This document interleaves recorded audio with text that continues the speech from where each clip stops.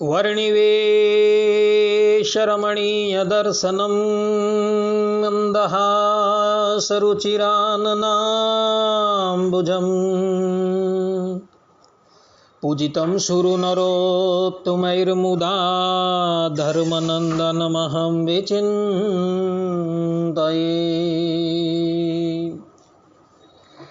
अस्मद्गुरु समारंभां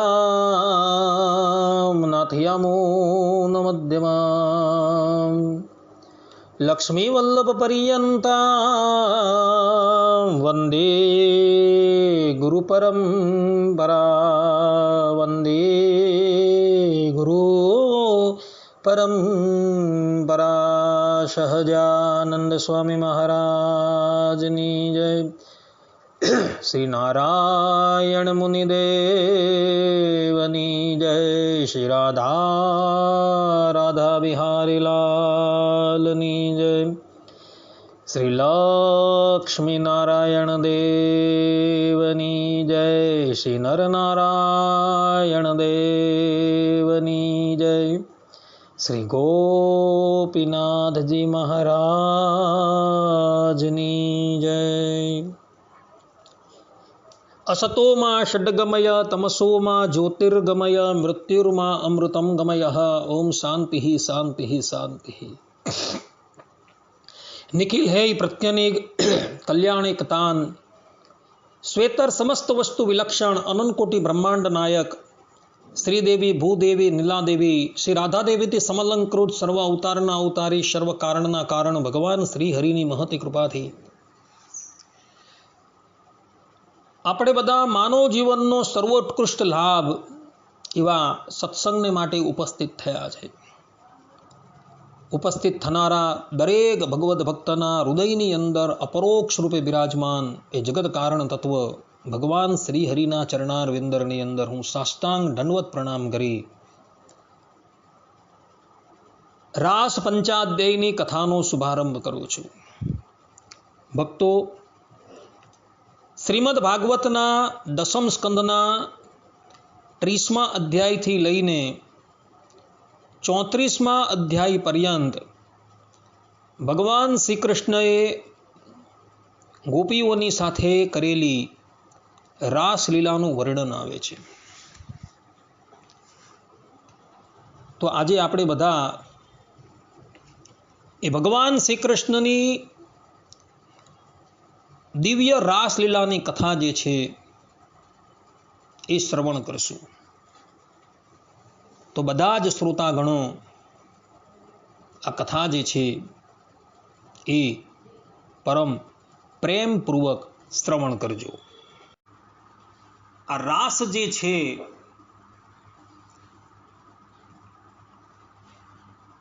એ રાસલીલા કરનારા સાક્ષાત પરબ્રહ્મ પરમાત્મા છે અને આ લીલા કરવાનો ઉદ્દેશ્ય કામદેવની ઉપર વિજયની પ્રાપ્તિ કરવાનો છે અને એની અંદર સહાયભૂત થનારી જે વ્રજની ગોપીઓ છે એ ગોપીઓ કોઈ અવર નથી, પરંતુ ભક્તો એ પૂર્વ જન્મની અંદર કેટલીક શ્રુતિરૂપા ગોપી હતી, કેટલીક ઋષિરૂપા ગોપી હતી અને કેટલીક સીતારૂપા ગોપી હતી। આ બધી જ ગોપીઓના પૂર્વજન્મની વાત ગર્ગ સંહિતાના માધુર્ય ખંડની અંદર તથા પદ્મ પુરાણની અંદર જોવા મળે છે। ગર્ગ સંહિતાના માધુર્ય ખંડના પ્રથમ અધ્યાયની અંદર શ્રુતિરૂપા ગોપીઓનું વૃત્તાંત છે। આ બધી જ ગોપીઓ પૂર્વજન્મની અંદર વેદની ઋચાઓ હતી ને એ બધી મૂર્તિમાન હતી, કારણ કે વેદો મૂર્તિમાન છે અને એની ઋચાઓ જે છે એ પણ મૂર્તિમાન છે। ભગવત ધામની અંદર આ બધી જ ઋચાઓ ભગવાન શ્રી કૃષ્ણનું સૌંદર્ય જોઈને અત્યંત મુગ્ધ થઈ જાય છે અને વરદાનના રૂપની અંદર ભગવાનની સાથે એક ક્રીડાનું વરદાન માગે છે, ત્યારે ભગવાનના આશીર્વાદથી એ ધરાતલની ઉપર મથુરા મંડલની અંદર ગોપી રૂપે પ્રગટ થાય છે અને એ ગોપીઓ જે છે એ શ્રુતિ રૂપા ગોપી તરીકે ઓળખાય છે. બીજી ગોપીઓનું યુથ જે છે એ ઋષિ રૂપા ગોપી છે. આ ઋષિ રૂપા ગોપી જે છે એ દંડકારણ્યના મહર્ષિઓ હતા. ભગવાન શ્રી રામનું સૌંદર્ય જોઈને અત્યંત મુગ્ધ થઈ ગયેલા એ દંડકારણ્યના ઋષિઓ જે છે એ મનોમન સંકલ્પ કરે છે કે કદાચ અમે પણ સ્ત્રીઓ હતે તો આ રામની સાથે રમણ કરતે, પરંતુ તે વખતે ભગવાન શ્રી રામ મર્યાદા પુરુષોત્તમ હતા, એક પત્ની વ્રત ધારણ કરતા હતા. એટલે ઋષિઓને મનોમન આશીર્વાદ આપે છે કે હવે પછી કૃષ્ણ અવતારની અંદર તમે બધા ગોપી રૂપ પ્રાપ્ત કરશો અને તમને મારી પ્રાપ્તિ થશે. અને એ જ બધા ઋષિઓ જે છે એ બંગ દેશની અંદર મંગલ નામના એક ગોપને ત્યાં પ્રગટ થાય છે. મંગલ નામના ગોપને 5000 સ્ત્રીઓ હતી અને એના ઘરે આ 16000 ઋષિઓ હતા. એ જ બધા કન્યા રૂપે પ્રગટ થાય છે.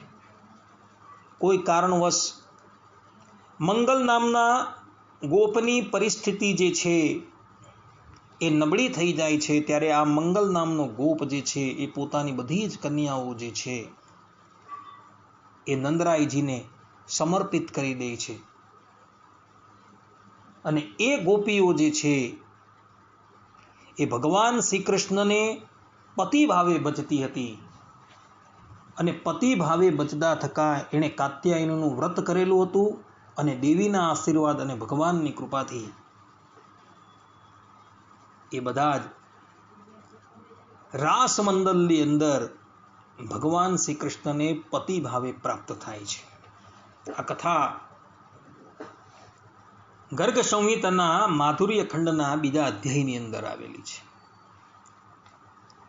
ગર્ગ સંહિતાના 3જા અધ્યાયની અંદર મૈથિલી રૂપ ગોપિકાનું આખ્યાન પણ આવે છે. આ મૈથિલી રૂપા ગોપીઓ જે છે એ પૂર્વજન્મની અંદર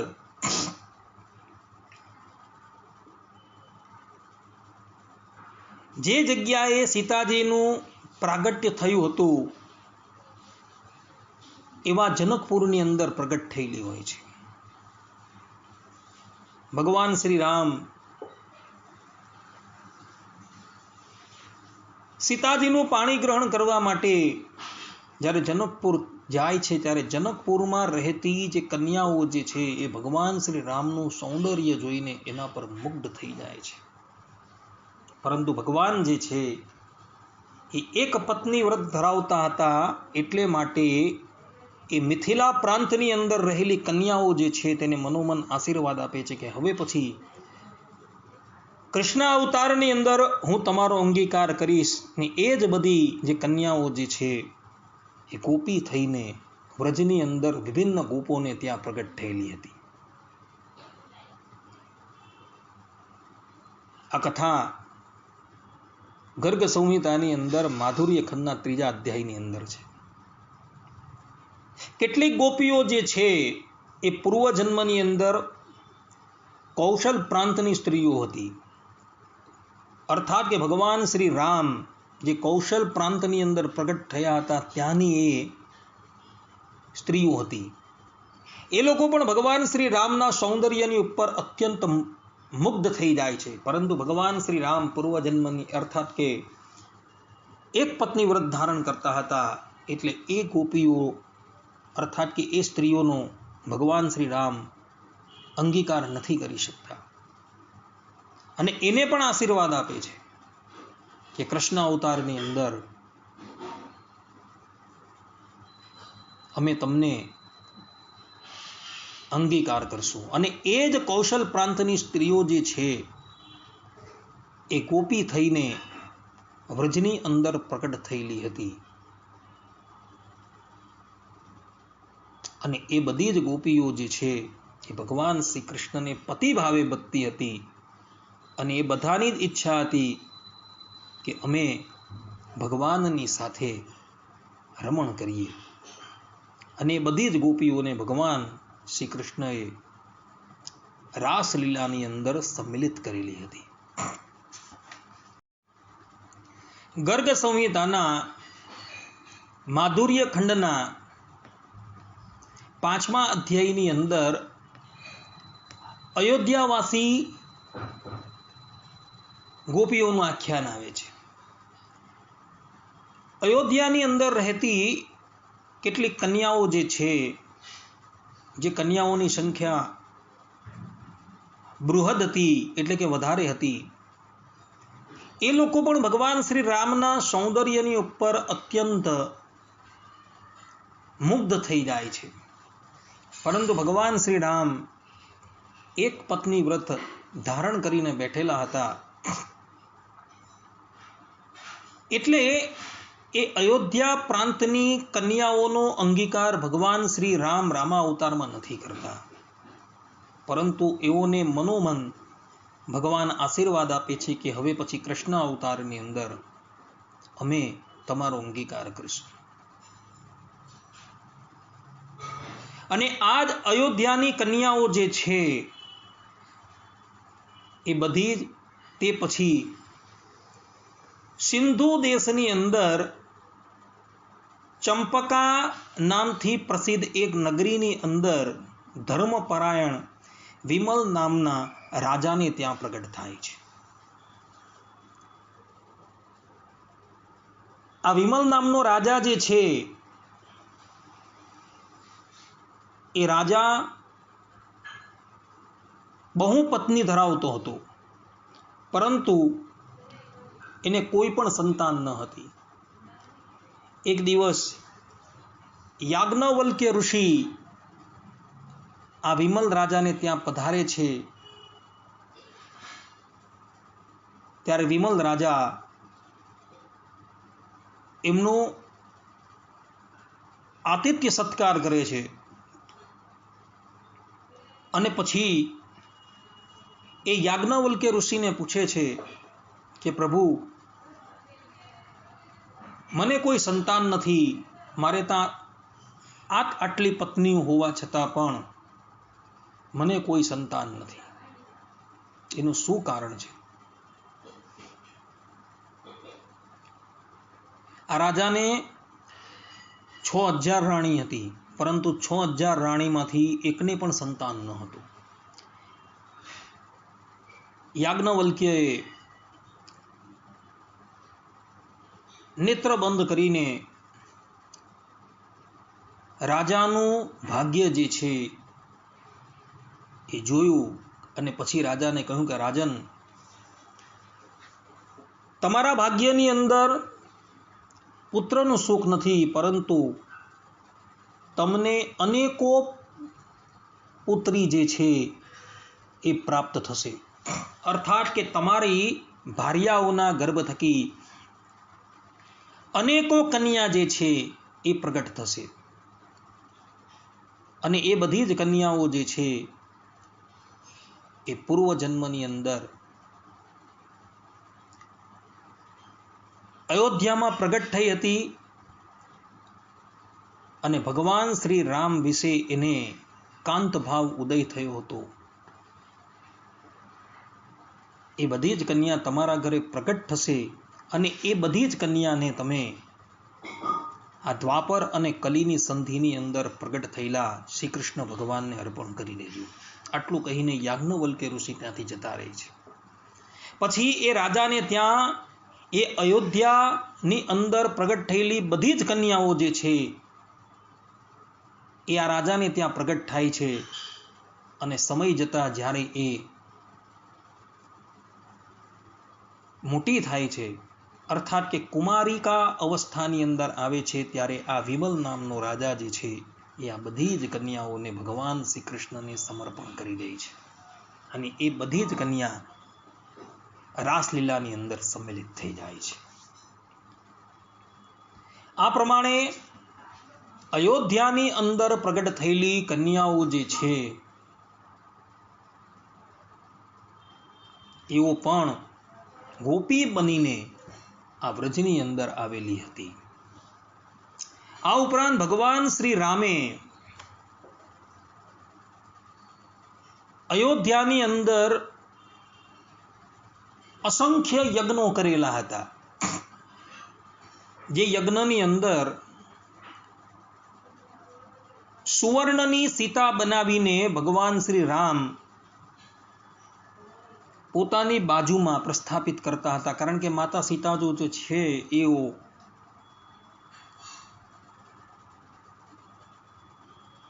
સદેહે જમીનની અંદર અર્થાત કે ધરાતલની અંદર સમાઈ ગયા હતા. ભગવાન શ્રી રામ આ ધરાતલની ઉપર 11,000 વર્ષ રહે છે અને 11,000 વર્ષ દરમિયાન ભગવાન શ્રી રામ અનેકો અશ્વમેધ યજ્ઞ, અનેકો રાજસૂય યજ્ઞ એ કરે છે. આ વાત તુલસી રામાયણની અંદર અને વાલ્મીકી રામાયણમાં લખાયેલી છે. ભગવાન શ્રી રામ એક પત્ની વ્રત ધારણ કરીને બિરાજમાન હતા. સીતાજી ગયા પછી પણ ભગવાન શ્રી રામે બીજા લગ્ન કર્યા નથી.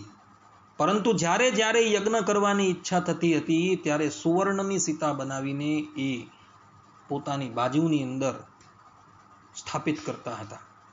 એવા ભગવાન શ્રી રામે કેટલાય યજ્ઞ કરેલા હતા અને એ બધા જ યજ્ઞની અંદર સુવર્ણની સીતા બનાવેલી હતી અને એની અંદર પ્રાણનો સંચાર કરવામાં આવતો હતો.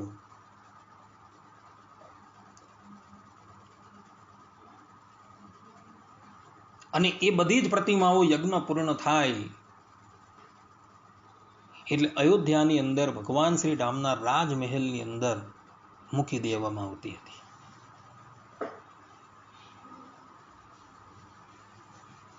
એક દિવસ એ બધી જ પ્રતિમાઓ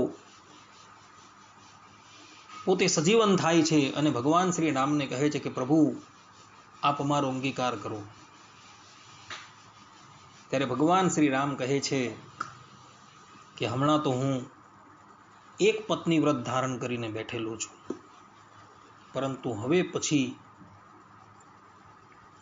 હું કૃષ્ણ અવતારની અંદર તમારા બધાનો જ અંગીકાર કરીશ અને એ જ યજ્ઞરૂપી પ્રતિમા અર્થાત કે યજ્ઞરૂપી જે સીતા જે હતા એ જ બધી સ્ત્રીઓ એ વ્રજની અંદર ગોપી તરીકે પ્રગટ થાય છે અને બધી જ એ સ્ત્રીઓ જે છે એ ભગવાન શ્રી કૃષ્ણ વિશે પતિભાવ ધરાવતી હોય છે.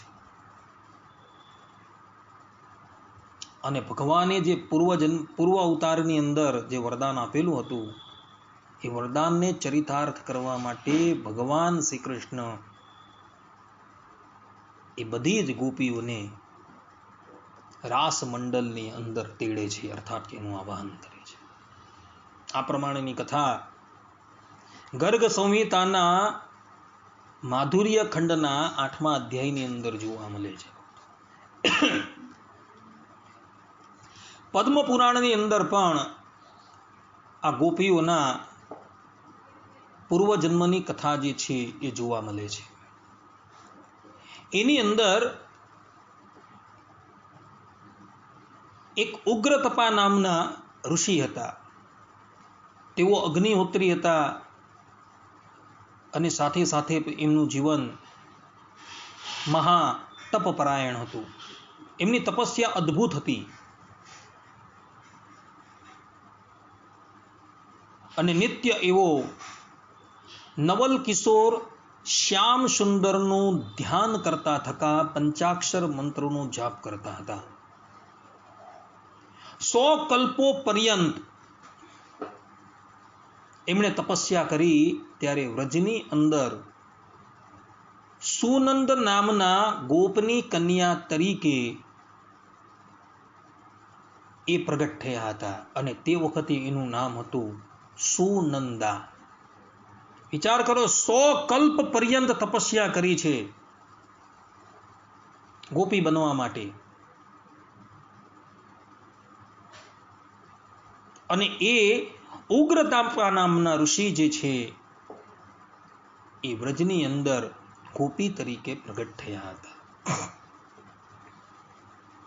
આ ઉપરાંત બીજા એક સત્યતપા નામના મુનિની વાત પદ્મ પુરાણની અંદર કરવામાં આવેલી છે. આ સત્યતપા નામના મુનિ જે છે એ સૂકા પાંદડાઓનું ભક્ષણ કરી દશાક્ષર મંત્રનો જાપ કરતા હતા.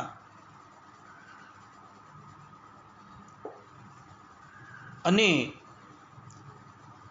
રાધાજીની સાથે નૃત્ય કરતા ભગવાન શ્રી કૃષ્ણના એ રૂપનું ધ્યાન કરતા હતા. 10 કલ્પ પર્યંત એ તપસ્યા કરે છે, ભગવાનનું ધ્યાન કરે છે.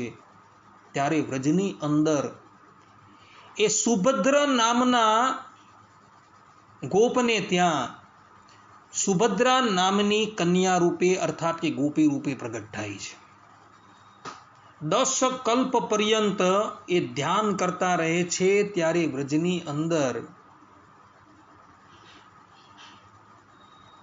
એ ગોપી તરીકે પ્રગટ થાય છે. આ ઉપરાંત પદ્મ પુરાણની અંદર એક હરિધામા નામના ઋષિનું વર્ણન આવે છે.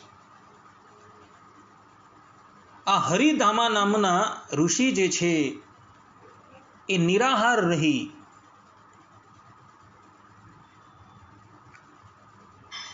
ક્લીમ કામ બીજથી યુક્ત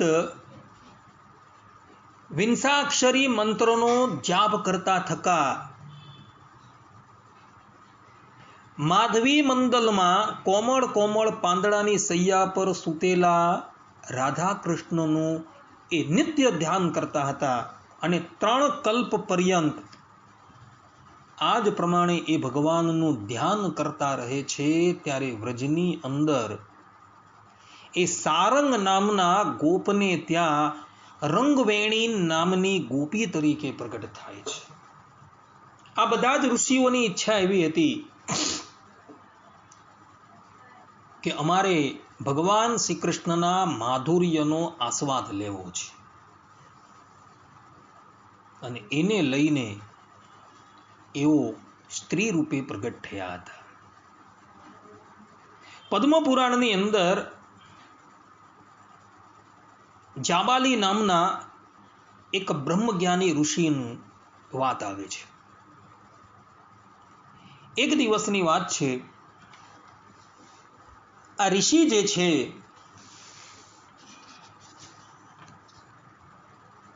વિશાલા વનની અંદર વિચરણ કરતા હતા.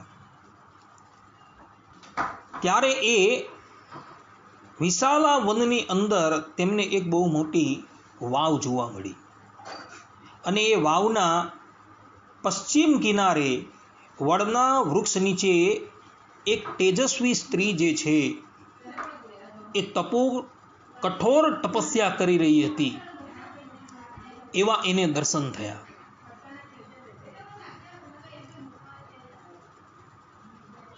જાબાલી ઋષિ એ કન્યાની પાસે જાય છે અને એ કન્યાને પૂછે છે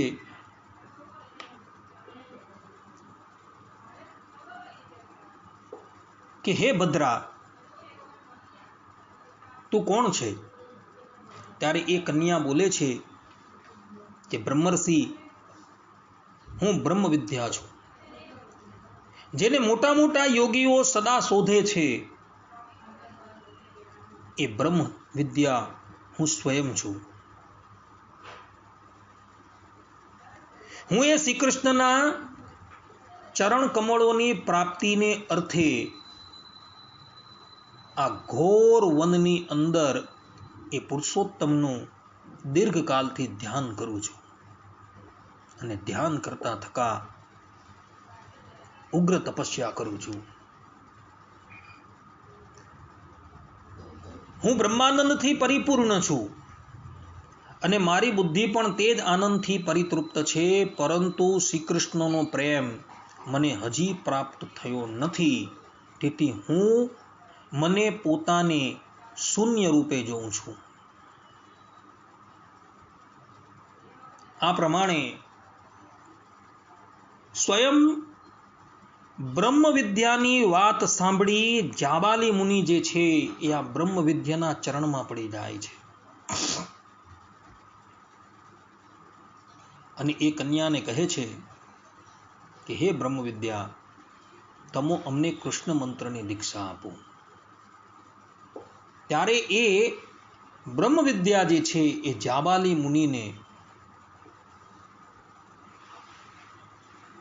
કૃષ્ણ મંત્રની દીક્ષા આપે છે. અને પછી જાબાલી મુનિ એક પગે ઊભા રહીને એ મંત્રોનો જાપ કરતા 9 કલ્પ પર્યંત કઠોર તપસ્યા કરે છે. અને તપસ્યાના ફલ રૂપે એવો વ્રજની અંદર પ્રચંડ નામના એક ગોપને ત્યાં ચિત્રગંધા નામની ગોપી રૂપે પ્રગટ થાય છે. 9 કલ્પ પર્યંત તપસ્યા કરે છે એક પગે ઊભા રહીને, અને ત્યારે એને ગોપીનો દેહ પ્રાપ્ત થાય છે. ભક્તો વિચાર કરો કે આ ગોપીઓનો દેહ પ્રાપ્ત થવો કેટલો દુર્લભ છે. આ બધા જ જે છે એ પૂર્વજન્મની અંદર ઋષિમુનિઓ હતા, તપસ્વી હતા, અને એ બધાએ ભગવાન શ્રી કૃષ્ણની સાથે રમણ કરવા માટે ઉગ્ર તપસ્યા કરી હતી. અને એને લઈને એ લોકો વ્રજની અંદર ગોપી રૂપે પ્રગટ થયા હતા. પદ્મ પુરાણની અંદર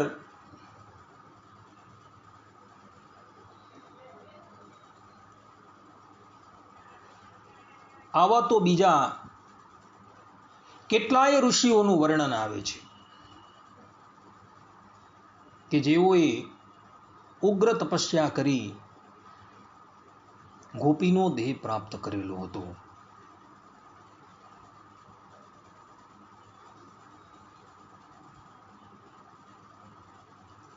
પદ્મ પુરાણમાં એક શુચિશ્રવા અને સુવર્ણ ઋષિનું વર્ણન આવે છે.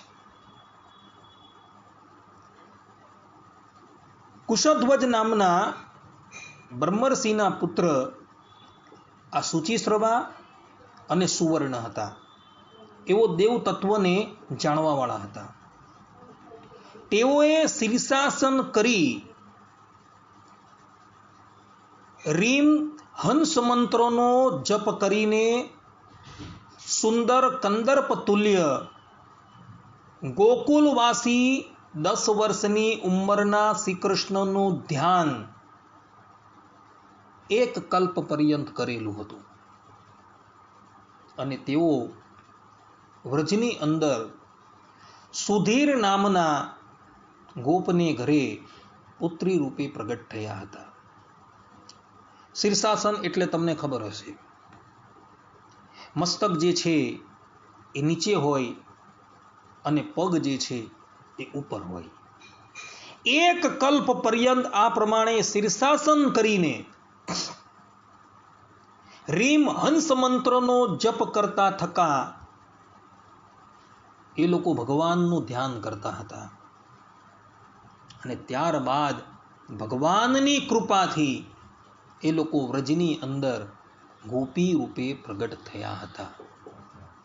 કે જે ગોપીઓની અખંડ વૃત્તિ જે છે એ ભગવાનની અંદર રહેતી હતી.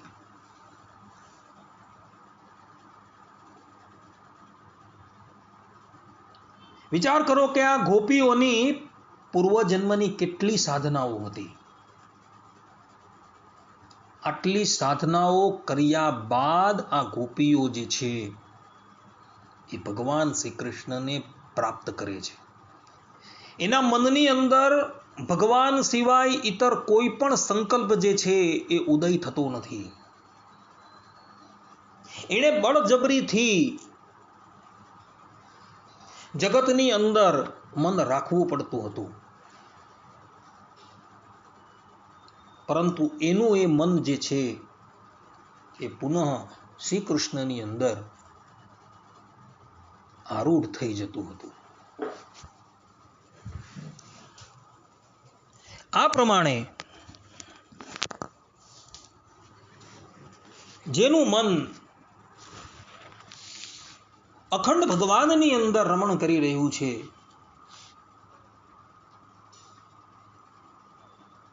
એવી ગોપીઓ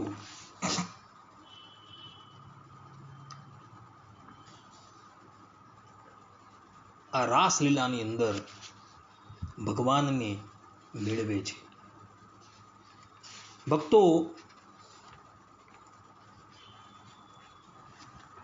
ભગવાન સ્વામિનારાયણ જે છે એ ગધડા પ્રથમના પહેલા વચનામૃતની અંદર બહુ સુંદર વાત કરે છે.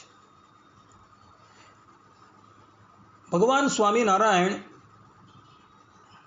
સંતોને પૂછે છે કે સર્વ સાધનમાં કયું સાધન કથન છે?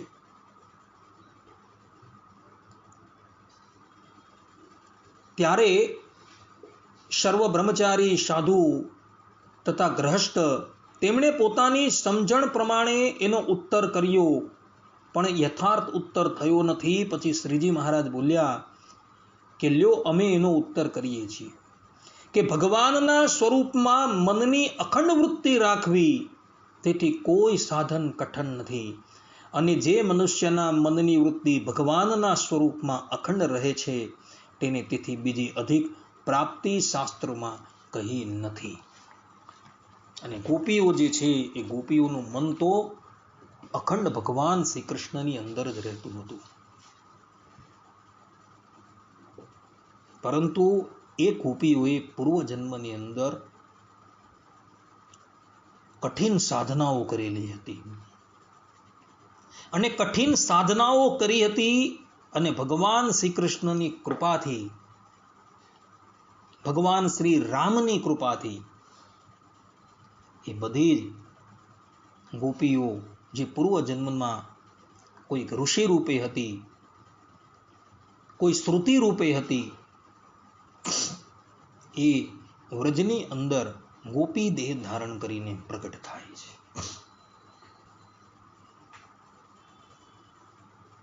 એટલે ભગવાન શ્રી કૃષ્ણની સાથે જે ગોપીઓ રાસક્રીડા કરે છે, એ કોઈ સામાન્ય સ્ત્રી નથી. એ બધી જ ગોપીઓ વિશુદ્ધ થઈ ગયેલી છે, જેની અંદર કામનો કોઈ વિકાર નથી. એ બધી જ ગોપીઓ જાણે છે કે અમારી સન્મુખ જે તત્વ બિરાજમાન છે એ સાક્ષાત પરબ્રહ્મ પરમાત્મા છે. આ રાજ પંચાધ્યાયની અંદર, ગોપી ગીતની અંદર ગોપીઓ સ્વયં પોતે કહે છે આ વાત. અખિલ દેહી નામ અંતરાત્મા ડ્રકા, કે તમે તો સમસ્ત ભૂત પ્રાણી માત્રના અંતરની અંદર રહેનારા છો. અને ભક્તો, જે સર્વનિયંતા હોય ને ભૂત પ્રાણી માત્રને કર્મનું ફલ આપતા હોય ને, એ જ અંતર્યામી પરમાત્મા હોય છે, બીજો કોઈ નથી હોતો. એટલે ગોપીઓ જાણતી હતી કે અમારી સન્મુખ જે આ શ્રી કૃષ્ણ છે એ કોઈ અવર પુરુષ નથી, પરંતુ સાક્ષાત પરબ્રહ્મ પરમાત્મા શ્રીમદ નારાયણ છે.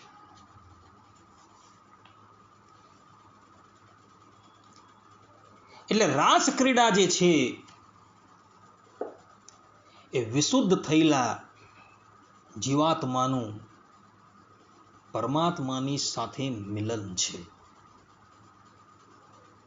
ને આ લીલા જે છે એ જાહેરની અંદર થયેલી છે, બધા દેવોની ઉપસ્થિતિની અંદર થયેલી છે, કોઈ બંધ બારણે થયેલી નથી, જેથી લોકો એના પર આક્ષેપ કરી શકે. જાહેર મેદાનની અંદર થયેલી છે, અને દેવતાઓની ઉપસ્થિતિ હતી. આ જ રાસ પંચાધ્યાયની અંદર લખેલું છે આ વાત.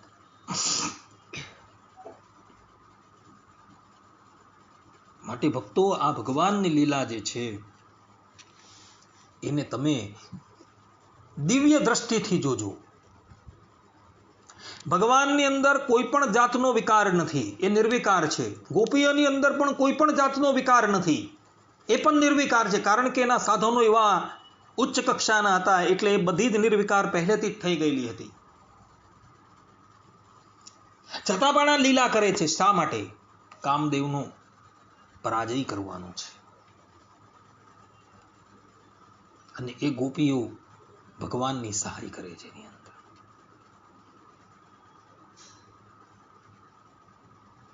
ગોપીઓ પણ જે છે એ પોતે આ લીલાની અંદર સંમેલિત થયેલી છે, એ પણ દિવ્ય રૂપ ધારણ કરીને આવેલી છે.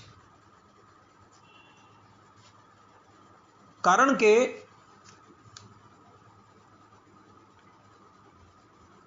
બધી જ ગોપીઓના જે સંબંધી જે છે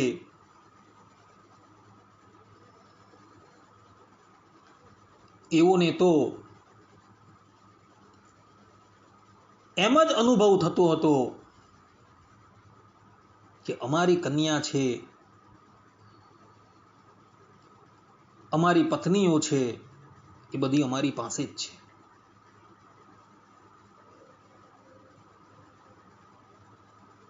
આ વાત શ્રીમદ ભાગવતના 33મા અધ્યાયના 38મા શ્લોકની અંદર લખેલી છે. નાસુયન ખલુ કૃષ્ણાય મોહિતાસ્તસ્ય માયયા મન્યમાનઃ સ્વપાર્શ્વસ્થાન સ્વાન સ્વાન દારાન વ્રજોકશઃ. અર્થાત કે વ્રજવાસી ગોપો એ ભગવાન શ્રી કૃષ્ણમાં સહેજ પણ દોષ બુદ્ધિ કરી નથી. તેઓ ભગવાનની યોગ માયાથી મોહિત થઈને એવું જ સમજી રહ્યા હતા કે અમારી પત્નીઓ અમારી પાસે જ છે.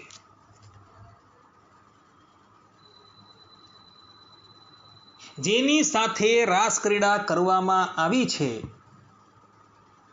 જેની પત્નીઓની સાથે ભગવાન શ્રી કૃષ્ણએ રાસ ક્રીડા કરી છે, એ ગોપોને પણ ભગવાનને વિશે કોઈ પણ જાતનો દોષ હતો જ નહીં.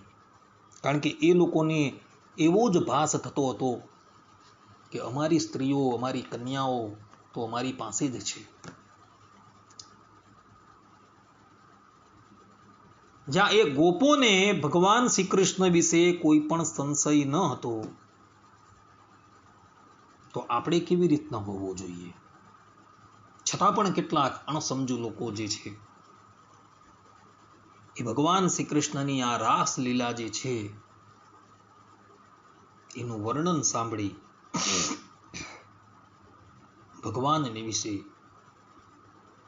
દોષ બુદ્ધિ કરતા હોય છે. ભગવાન સ્વામિનારાયણ છે ને વચનામૃતની અંદર એક બહુ સુંદર વાત કહે છે કે જે ભગવાનને કામી જાણશે એ કામી થઈ જશે, જે ભગવાનને ક્રોધી જાણશે એ ક્રોધી થઈ જશે, જે ભગવાનને લોભી જાણશે એ પોતે લોભી થઈ જશે. જેમ સૂર્યની સામું ધૂળ નાખવાથી એ ધૂળ પોતાની ઉપર જ આવીને પડે છે, તે જ પ્રમાણે ભગવાન શ્રી કૃષ્ણની ઉપર જે પણ કોઈક લોકો દોષ કલ્પે છે એ બધા જ દોષો જે છે એ દોષ કલ્પનારાની અંદર આવીને બિરાજમાન થઈ જશે. આ વાત ભગવાન સ્વામિનારાયણે વચનામૃતની અંદર કહેલી છે. માટે ભક્તો, આ લીલા સાંભળી ક્યારે પણ તમે ભગવાનને વિશે દોષ બુદ્ધિ ન કરતા. ભગવાન પોતે નિર્દોષ છે. એમનું જે આ વપુ જે છે, અર્થાત કે એ અવતાર ધારણ કરીને ધરાતલની ઉપર બિરાજમાન છે, એ દેહ પણ દિવ્ય છે. કારણ કે વિષ્ણુ પુરાણની અંદર સ્પષ્ટ રૂપે કહ્યું છે ન તસ્યા પ્રાકૃત મૂર્તે હે. ભગવાનની એ મૂર્તિ, ભગવાનનું એ રૂપ જે છે એ પ્રાકૃત નથી પરંતુ દિવ્ય છે. તે જ પ્રમાણે ગોપીઓનું જે દેહ છે એ પણ દિવ્ય છે. કારણ કે એ તો માયિક દેહ ત્યાગ કરીને રાસ મંડળની અંદર સંમેલિત થઈ હતી. કારણ કે વ્રજના ગોપોને તો એમ જ દેખાતું હતું કે અમારી પત્નીઓ, અમારી કન્યાઓ, અમારી બાળાઓ તો અમારી પાસે જ છે. એટલે દિવ્ય રૂપથી એ લીલાઓ થયેલી છે. જ્યાં ગોપીઓ દિવ્ય રૂપ ધારણ કરીને છે, ભગવાન દિવ્ય રૂપ ધારણ કરીને બિરાજમાન છે, તો પછી એ લીલાની અંદર કામનો ગંધ પણ ન આવે, કારણ કે વિકાર જ નથી. જ્યાં વિકાર જ નથી તો પછી ત્યાં કામ કેવી રીતના હોય? માટે ભક્તો, આ લીલાને તમે શ્રવણ કરો ત્યારે ખાસ ધ્યાન રાખજો, ભગવાનને વિશે ક્યારેય પણ દોષ બુદ્ધિ પરટતા નહીં. કારણ કે સુખદેવજી મહારાજ જેવા બ્રહ્મર્ષિઓએ આ લીલા જે છે તેનું ગાન કરેલું છે.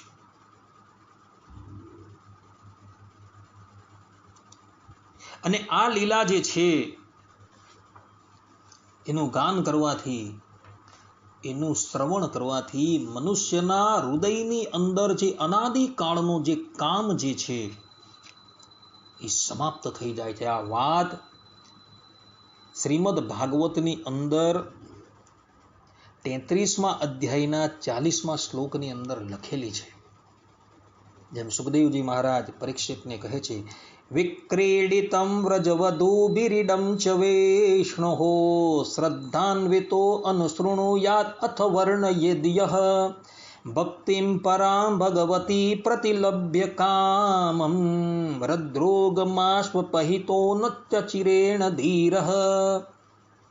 અર્થાત, હે પરીક્ષિત, જે ધીર પુરુષ વ્રજયુવતીઓની સાથે ભગવાન શ્રી કૃષ્ણના આ ચિન્મય રાસ વિલાસનું શ્રદ્ધા સાથે વારંવાર શ્રવણ અને વર્ણન કરે છે, તેને ભગવાનના ચરણોમાં પરાભક્તિની પ્રાપ્તિ થાય છે અને તે બહુ શીઘ્ર પોતાના હૃદય રોગ કામ વિકારથી છુટકારો મેળવે છે. તેનો કામ ભાવ હંમેશને માટે નષ્ટ થઈ જાય છે. અને એટલે જ માટે આપણા સંપ્રદાયની અંદર સત્સંગી જીવનના પ્રથમ પ્રકરણની અંદર સદગુરુ રામાનંદ સ્વામીએ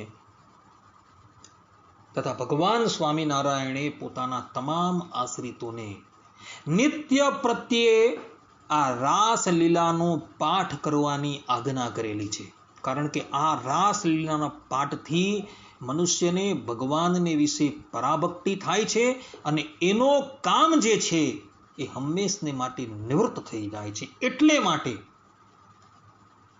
આ લીલાનું ગાન કરવાની ભગવાન સ્વામિનારાયણે આજ્ઞા કરી છે અને એમના ગુરુ રામાનંદ સ્વામીએ પણ આજ્ઞા કરેલી છે. અને ત્યાં કહ્યું છે કે 5 અધ્યાય જે છે એનો પાઠ કરવાને માટે તમે શક્તિમાન ન હોવ તો રાસ પંચાધ્યાયનો અંતિમ પાઠ એટલે કે શ્રીમદ ભાગવતના 10મ સ્કંદનો 33મો અધ્યાય છે એનો પાઠ તમારે અવશ્ય કરી દેવો, જેથી કરીને તમને ભગવાનને વિશે પરાભક્તિ થશે અને તમારો કામ જે છે નિવૃત્ત થઈ જશે. અને આ જ વાત ભગવાન સ્વામિનારાયણે ગધડા પ્રથમના 72મા વચનામૃતમાં પણ કહેલી છે.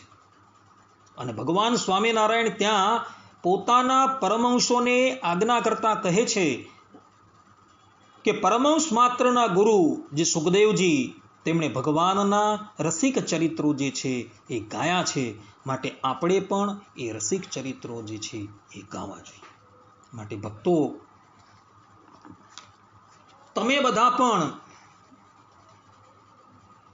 આ ભગવાનના રસિક ચરિત્રો છે જે રાસ પંચાધ્યાયની અંદર આવે છે તેને પ્રેમપૂર્વક સાંભળજો. દોષ બુદ્ધિ ક્યારેય પણ લાવતા નહીં, કારણ કે કેવલ ને કેવલ આ ચરિત્રની અંદર ભગવાન શ્રી કૃષ્ણ જે છે એ કામદેવનો પરાજય કરે છે, બીજું કંઈ જ કરતા નથી. અને કામદેવનો પરાજય કરવા માટે ભગવાન શ્રી કૃષ્ણએ ગોપીઓનું આવાહન કરેલું હતું. અને એ ગોપીઓ જે છે એ પણ દિવ્ય રૂપ ધારણ કરીને આ રાસની અંદર પ્રવેશ કરતી હતી. માટે ભક્તો, જ્યાં પરમહંસ માત્રના ગુરુ સુખદેવજી મહારાજે આ ચરિત્રો ગાયા છે તો આપણે એ ચરિત્ર શા માટે ન ગાવા? તો આપણે બધા એ ચરિત્ર જે છે એ ગાન કરી, શ્રવણ કરી આપણી જીહ્વા ઇન્દ્રિય અને આપણી કર્ણ ઇન્દ્રિય જે છે તેને પાવન કરીએ. તો હવે આપણે રાસ ક્રીડાનો પ્રારંભ કરીએ છીએ. સુખદેવજી મહારાજ કહે છે કે ભગવાન પિતા રાત્રિ સરોદોત્ફુલ્લ મલ્લિકા વિક્ષરંતુ મનશ્ચક્રે યોગ માયા ઉપાશ્રિત તડોદુરાજ કકુબ કરેર્મુખમ પ્રાચ્યા વિલિમ્પન્નરુણેન સંતમૈ સચર્ષણીના મુદગાચ્છુચો મૃજન પ્રિય પ્રિયાયા ઇવ દીર્ઘ દર્શન. હે પરીક્ષિત, શરદ ઋતુ હતી, તેના કારણે મલ્લિકા તથા ચમેલી વગેરેના સુગંધિત પુષ્પો ખીલીને મહેકી રહ્યા હતા. ભગવાને ચીરહરણ વખતે ગોપીઓને જે રાત્રિઓનો સંકેત કર્યો હતો તે બધી જ એકત્રિત થઈને એક જ રાત્રિના રૂપમાં પ્રકાશિત થઈ રહી હતી. ભગવાને તેમને જોઈને દિવ્ય બનાવી. ગોપીઓ તો ઈચ્છતી જ હતી. હવે ભગવાને પણ પોતાની અચિંત્ય મહાશક્તિ યોગ માયાનો આશ્રય લઈને તેમને નિમિત્ત બનાવીને રસમયી રાસક્રીડા કરવાનો સંકલ્પ કર્યો. સ્વયં અમના હોવા છતાં પણ તેમણે પોતાના પ્રેમી જનોની ઈચ્છા પૂરી કરવા માટે મનનો સ્વીકાર કર્યો. ભગવાને સંકલ્પ કરતા જ જાણે ઘણા લાંબા સમયે મળેલો પતિ પ્રિયાના મુખ પર કોમળ કરકમલથી કેસરનો લેપ કરી સુખ આપે તેમ ચંદ્રદેવે પૂર્વ દિશાના મુખને પોતાના શીતલ કિરણો રૂપી કરકમલથી ઉદયકાળના કંકુ કેસર વડે લાલ બનાવતા ઉદય થઈને ન માત્ર પૂર્વ દિશાનું બલકે સંસારના સમસ્ત ચર અચર પ્રાણીઓનો સંતાપ દૂર કરી દીધો. આ પ્રમાણે રાસ ક્રીડાનો પ્રારંભ થાય છે. ભગવાન પોતાના મુખ કમલની ઉપર મોરલી જે છે તેને લઈને એની અંદર સૂર પૂરે છે અને મોરલીનો નાદ જે છે એ ગોપીઓને સંભળાય છે અને ગોપીઓ જે છે એ રાસ ક્રીડાની અંદર પ્રવેશ કરે છે. પરંતુ ભક્તો, એ બધી જ લીલાઓ જે છે એ સમયનો અભાવ હોવાથી આપણે હવે પછીના પ્રવચનની અંદર શ્રવણ કરશું. ત્યાં લગીન બધા જ ભગવદ્ ભક્તોને હેતપૂર્વક જય સ્વામિનારાયણ. સર્વે સંતુ નિરામયઃ, સર્વે સુખીનો ભવંતુ, સર્વે ભદ્રાણી પશ્યંતુ, મા કશ્ચિત દુઃખ ભાગ ભવેત. અસ્તુ. જય સ્વામિનારાયણ.